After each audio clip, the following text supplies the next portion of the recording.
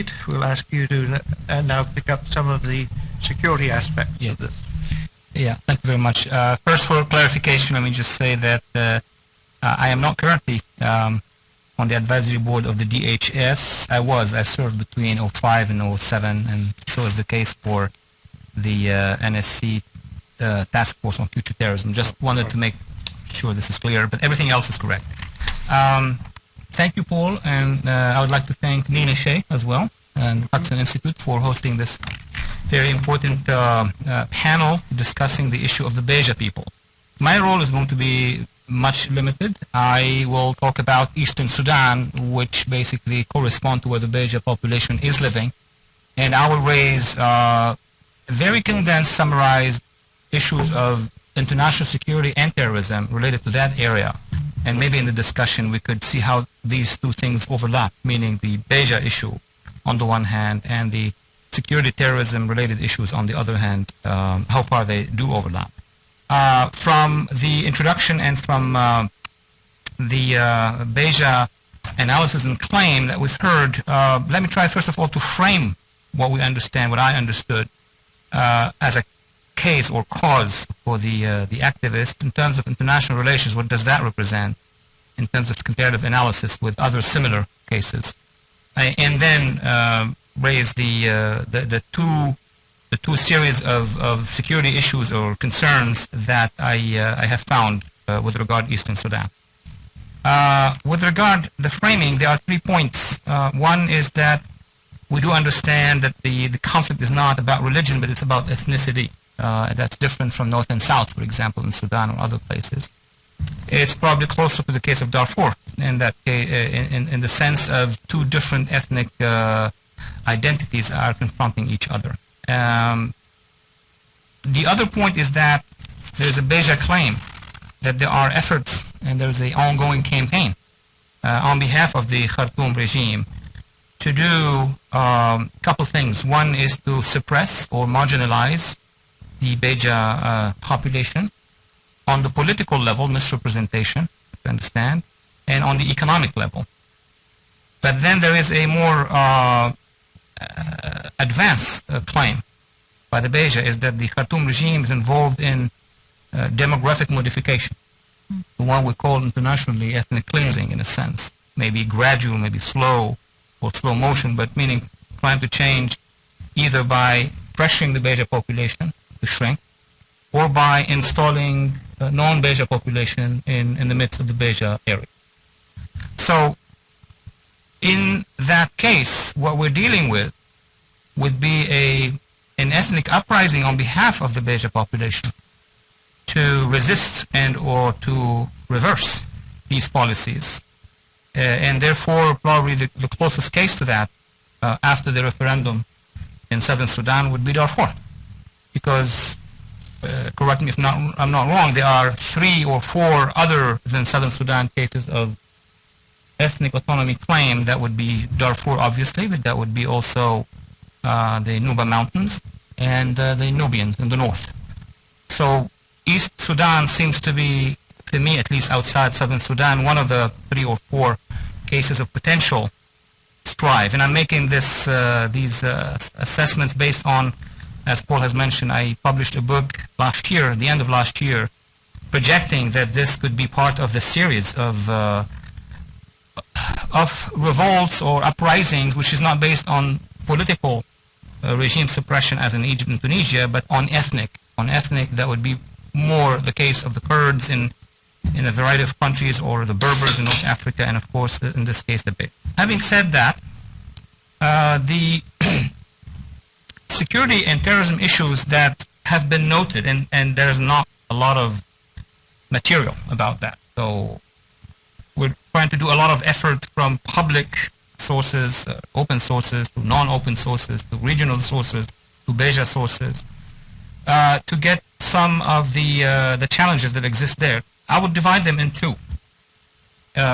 With regard to Eastern Sudan, and Port Sudan being the main urban area. What I call the Jihadi Salafi activities.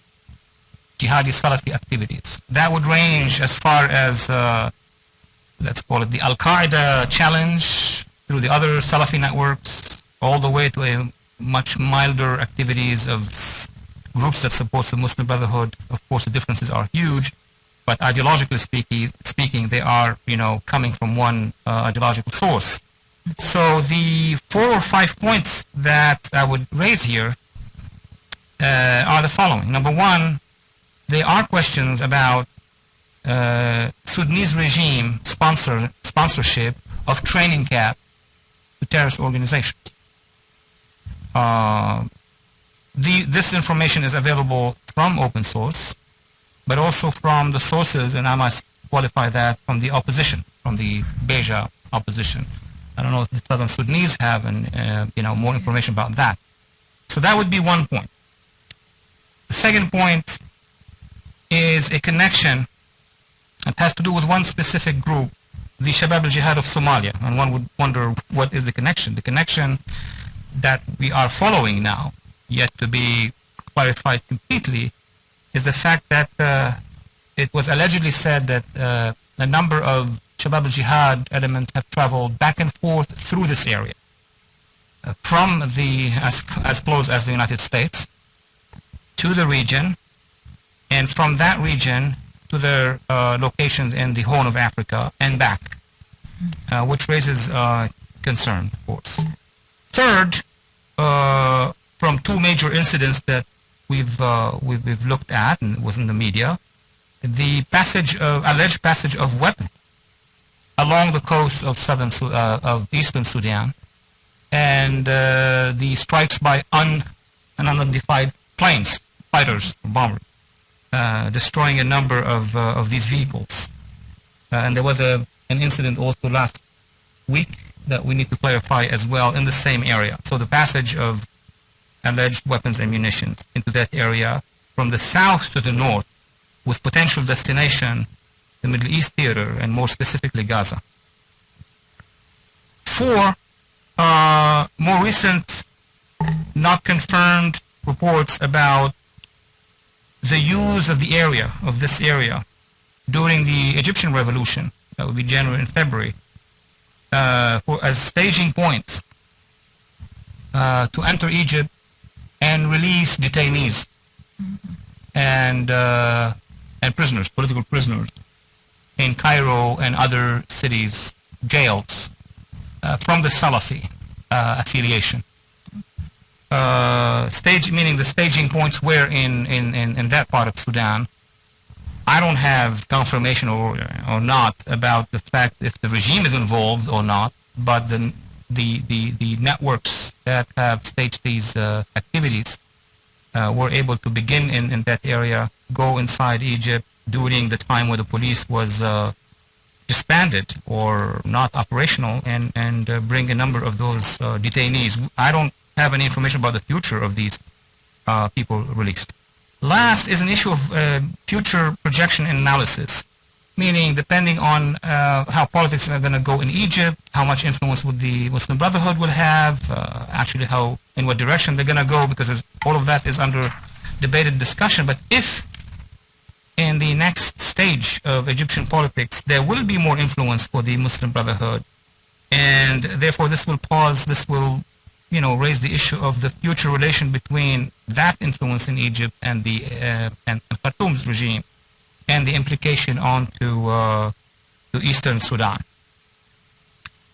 B, and I'm going to go quickly here so we could offer more time for discussion, the so-called Iranian-inspired activities and interest in eastern Sudan.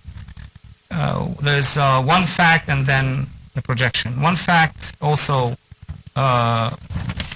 open sources media and other reports about eastern Sudan being the staging ground for Hezbollah network to move inside Egypt during the Egyptian revolution and free a number of Hezbollah members who were incarcerated in Egypt and waiting to be tried or have been processed in the case of Hezbollah terror in Egypt that was there for the previous 1.5 years. And the fact that it was executed, members who have been jailed allegedly went back to that part of Sudan and took a series of flights ending up in Beirut and appearing in the media. So it's not even a lot of intelligence research. They appeared eventually in the media. The projection is on the possibilities of Iranian interest in Port Sudan and in along those coasts based on the general Iranian behavior in the Red Sea, which is not a secret. After having obtained facilities in Eritrea, and after having been successful in passing ships through the Suez Canal, meaning north and south of Sudan, this influence is now becoming more assertive.